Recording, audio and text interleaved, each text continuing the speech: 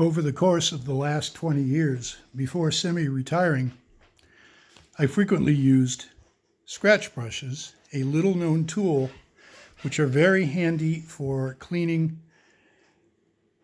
terminals and connections and even chassis prior to soldering or simply to remove resistance between contacts. They come in several varieties, including steel brush, brass brush, perhaps coarse and fine, a nylon brush I've never used, and then fiberglass brushes, which are essentially kind of like fiber optic glass in little threads that has been bonded together with some kind of light adhesive. They're pretty abrasive, and they can vary in their abrasiveness and strength depending where you get the refills from. This one's a little softer. Right? You can see that the fibers will sort of splay out a little. And here's a nice stiff one where the fibers are probably a little thicker. They expand outward or retract into the handle as needed, although generally you can't use much more than a ½ inch or so coming out of the tool because you'll start breaking them at the base.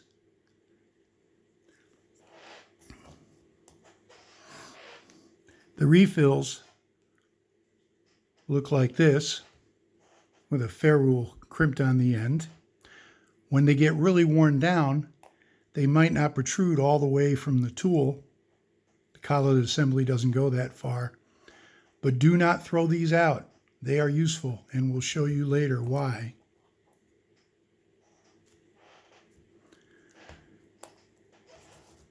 I almost never use the steel or brass brushes. Typically, it's the fiberglass ones that get the most use. And in addition, there is also a long, skinny version with about a 5-inch rod, which is handy for very small work.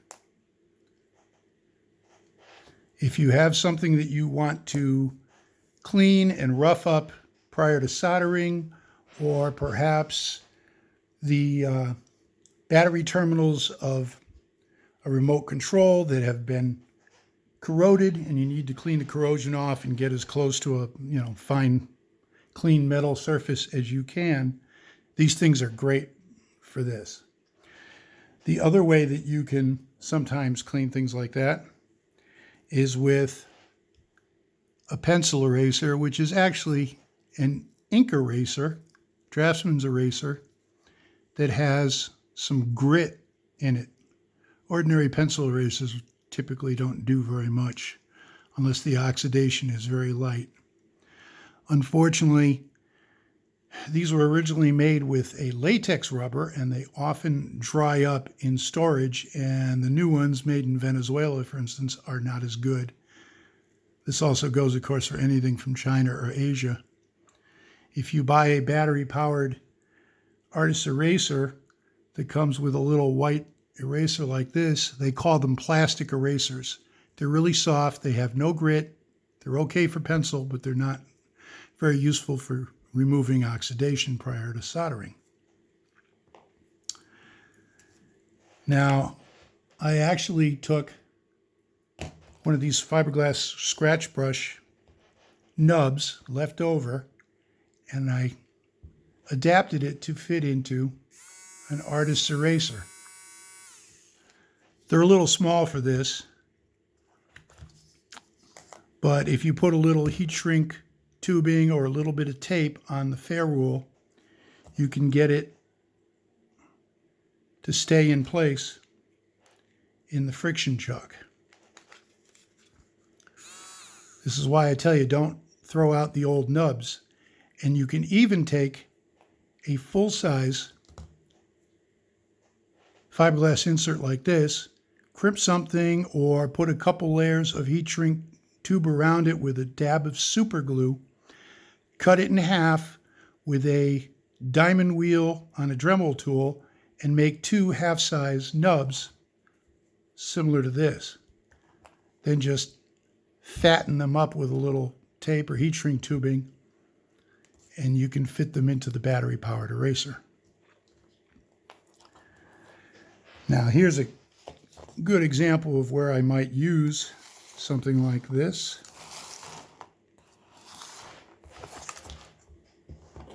Perhaps not the best circuit board I had lying around to use because the solder mask or solder resist is not green. But let's say you needed to do some soldering work to this, expose a trace, add a wire, bridge something that was broken or cracked, whatever. You might take the dental pick and scratch off the coating, expose some copper. But even then, if there's any trace of the solder mask or solder resist left on there, you may find it difficult to get a good solder joint. So you can take the scratch brush, let me adjust that, and do this.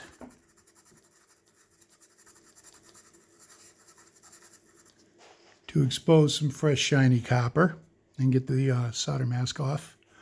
Or you can do it with this under battery power.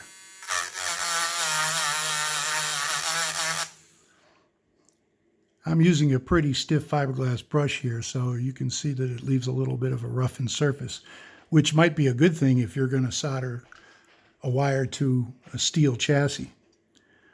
This will probably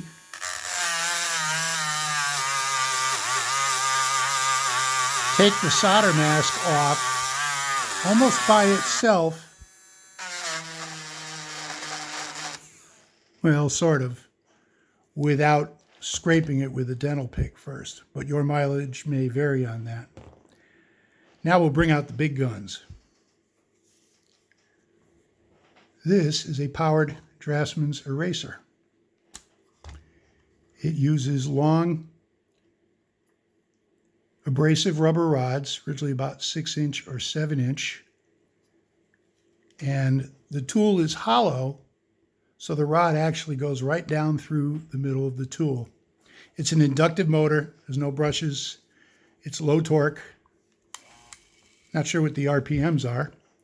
But anyway, this will make short work of oxidation, solder mask, oxidation on tube socket terminals, or whatever it is you want to solder to.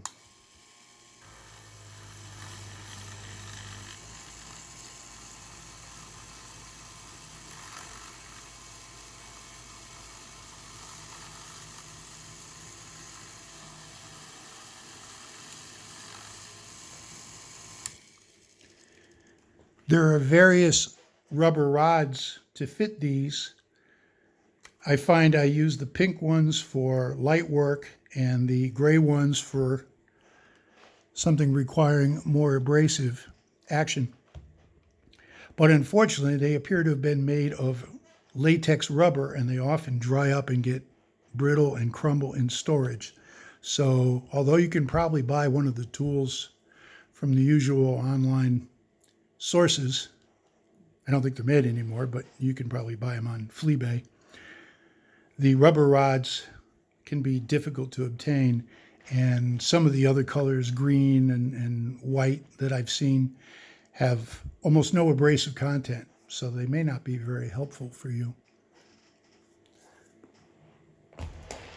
Another use I found for these tools is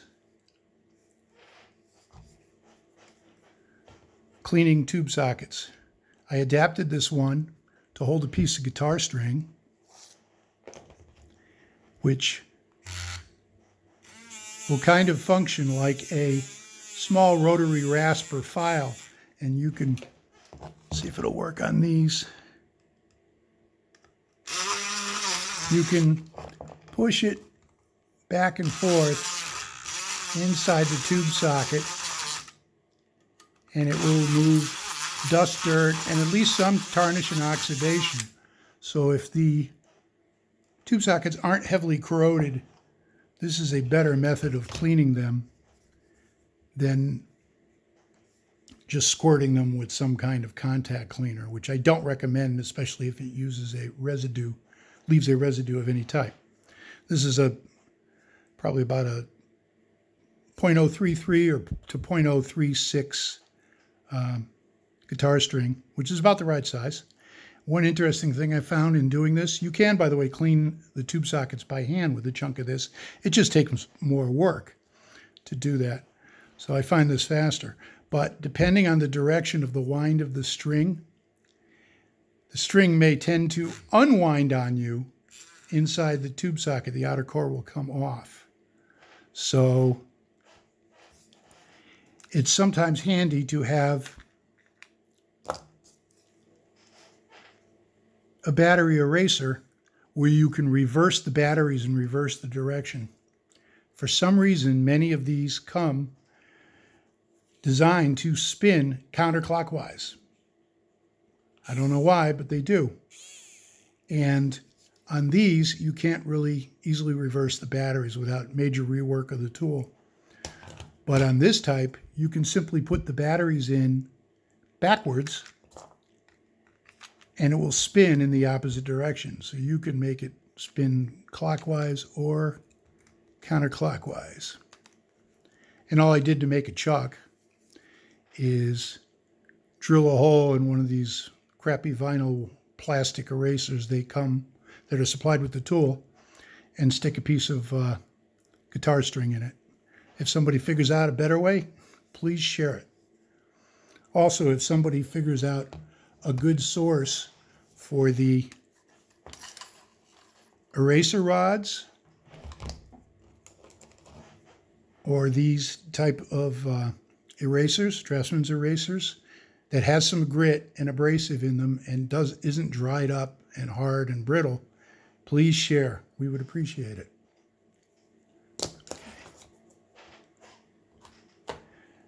And that's about it.